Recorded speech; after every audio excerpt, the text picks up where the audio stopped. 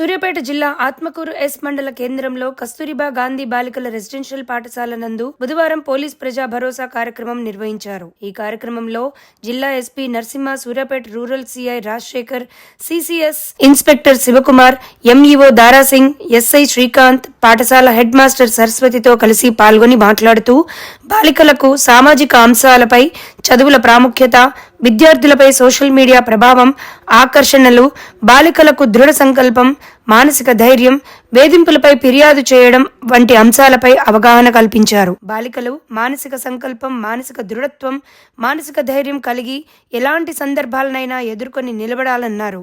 ధైర్యంగా ఎటువంటి సమయంలో అయినా 100కు డయల్ చేయాలని షీ టీమ్స్ 8712686056కు ఫిర్యాదు చేయాలని ఎస్పీ కోరారు.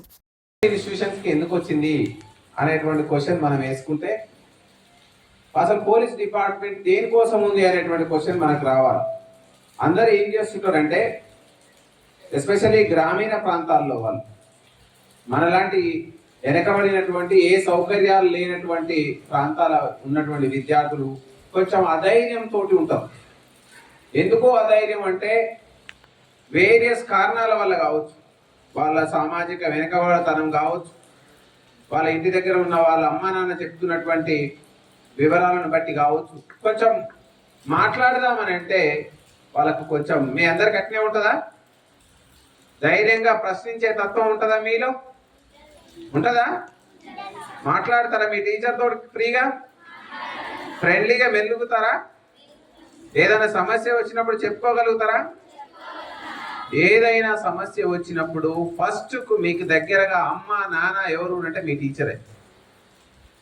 మిమ్మల్ని కన్నా అమ్మ నాన్న మీ ఇంటి దగ్గర ఉండి మీ యొక్క ఉజ్వలమైనటువంటి భవిష్యత్తుకు కలలు కంటురు. ఏం కలలు కంటురు?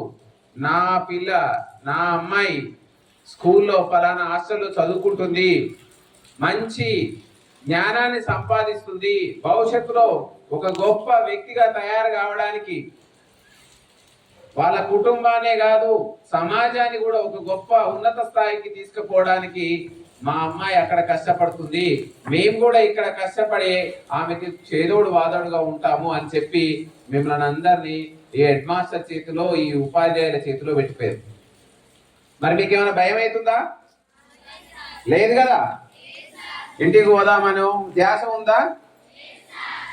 ఉన్నప్పటికీ మనకు ఫెస్టివల్స్ వస్తాయి, సెలవులు వస్తాయి, ఆ రోజు పోదాం.